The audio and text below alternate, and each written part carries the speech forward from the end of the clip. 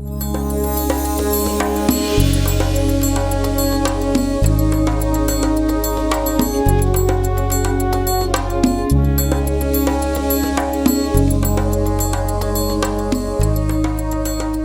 we're going to leave the brain again and go back down to the cervical soft tissues now and talk about the larynx.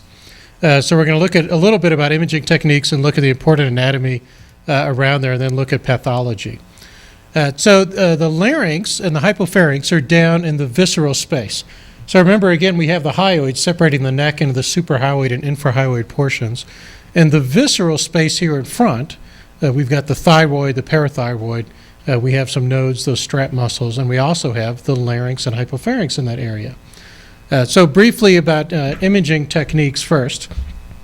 Again, we can do a CT straight through the cervical soft tissues, but we sometimes add other things. One is just doing a quiet respiration and a breath holding. So we see how the vocal cords move to midline if we do a breath holding with the patient's mouth open.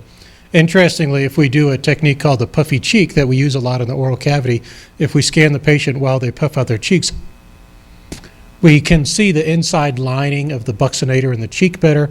The tip of your tongue actually moves away from the mandible if you try to do it yourself, and we dilate up all these air-filled spaces. So the retromolar trigone and a lot of the air-filled spaces of the larynx all dilate up if we do that.